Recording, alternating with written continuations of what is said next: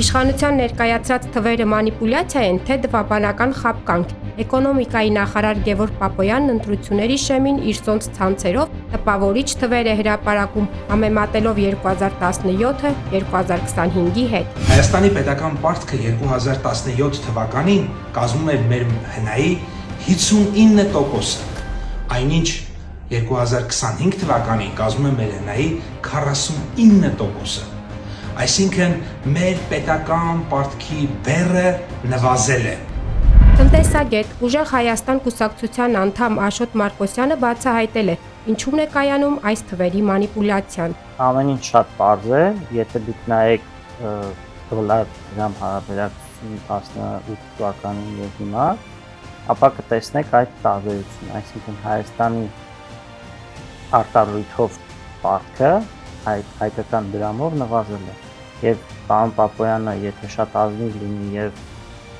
վերլուծություն անի, թե ինչ ազդեցություն ունի ռուս-ուկրաինական պատերազմի արդյունքում հայկական դրամի արժևորման այդ փաստը պետական պարտքի եւ հնայի հարաբերակցության այդ հարաբերակցության վրա ինչ ազդեցություն կունենա, ապա ազնիվ լինելու դեպքում նա կարող է ասել, որ եթե հայկական դրամը չարժևորվեր, ապա այդ հարաբերակցությունը չէր փոխվի կամ անգամ կաճեր։ Ավելենք, ըստ Կենտրոնական բանկի տվյալների, դոլարի գինը 2017-ին դրամի նկատմամբ տատանվել է 480-ից 488 դրամի սահմաններում, իսկ 2025-ին 375-ից 382-ի։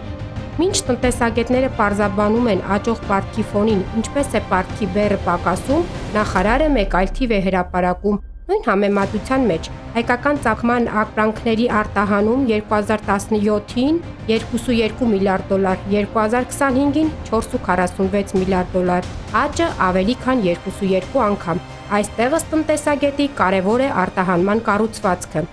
Մենք թոփ արտահանվող ապրանքների մեջ փոփոխություն չունենք, եթե հաշվի չառնենք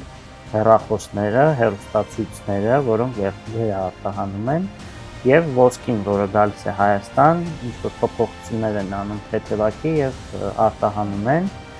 Եթե դրանք չնայենք, ապա հայկական ծագման ապրանքների արտահանման մեջ մենք փոփոխություններ չունենք։ Մենք արտահանում ենք նույն սիգարետը, մենք արտահանում ենք նույն պղնձի հանքաքարը,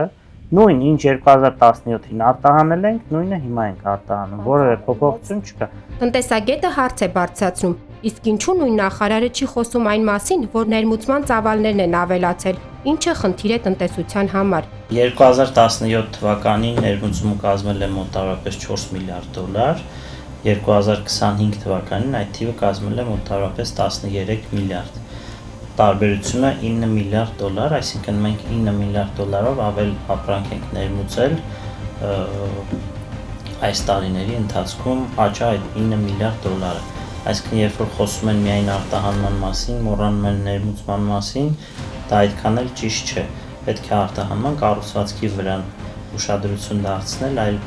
այդ զուտ թվերի վրա չէ։ Բնականաբար 2017 թվականի տնտեսական ցուցանիշները չեն կարող նույնը լինել 2025-ի հետ համեմատությամբ։ Անկախ Փաշինյանից ու Պապոյանից կա տնտեսագիտական աքսիոմա. փոխարժեք, աշխարհաքաղաքական գործոններ, ներմուծման աճ, սրանք այն հանգամանքներն են, որոնք կարող են ամբողջությամբ փոխել թվային ցուցանիշները։ Մինչ իշխանությունը խոսում է հաջողությունների, տնտեսական ցուցանիշների բարելավման մասին, հարցը մնում է բաց. պարտքի բեռը նվազել է, թե թվաբանական խաբկանք է ընդամենը։